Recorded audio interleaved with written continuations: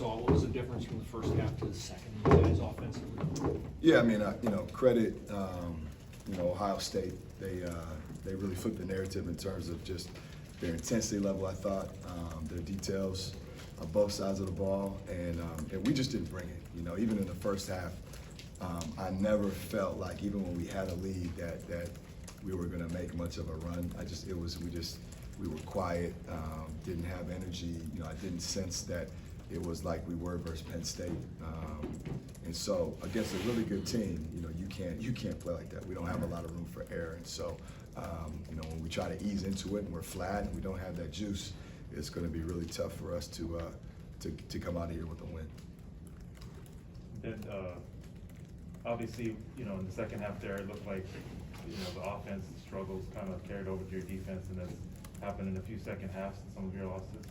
Yeah, no, I think, the human nature part is when shots aren't falling, it's easy to get in your own head and worry about yourself and the woe is me and have that impact the other side of the ball. And I thought we gave into that a little bit. I didn't think we were very mentally tough tonight. And we let, shots or what we were getting or looks we were getting, dictate our energy level. And again, against a good team, especially on the road, you can't do that. Every detail matters, and we're just a little too loose and didn't compete at the level that it takes, and that's the disappointing part.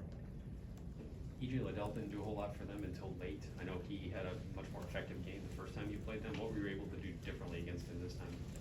We just try to crowd him a little bit more. I mean, he's obviously a dynamic player, and they're going to do their job to find ways to get him the ball.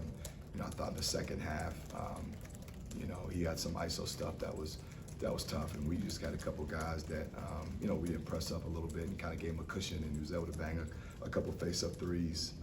But I think all you can do with a guy like that is just you want to make his catches tough and force him into tough twos or tough threes, make him play in the crowd. I thought we did that, in the first half for about maybe 30 minutes of the game, and he does what good players do. He rose up and was able to finish strong. What was the message just for the guys?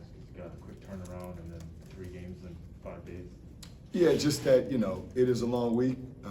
We got to be able to flush it, but we also have to be able to learn, and we have to understand that, we have to have a better response if we want to try to win on Thursday. And that response is the details, the competitiveness, you can't have the woe is me. You got to be able to fight every single possession, and we got to flip that mentality and flip that mind frame pretty quick, because we're playing a really good Penn State team who just beat Michigan State, and obviously is going to be looking to get us back after we beat them a few days ago. So, we got to be mentally ready to be a little bit tougher and to go into another hostile environment and try to get a win.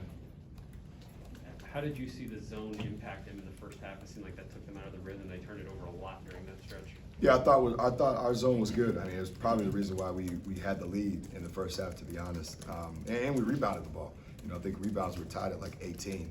So, that is another disappointing piece. We had a lot of pieces that were working, and we just couldn't carry it over to the final 20 minutes. But I thought our zone disrupted them. I thought we did a good job of kind of mixing up, our coverages within the zone, forcing some shots that I don't think they wanted to take that were contested.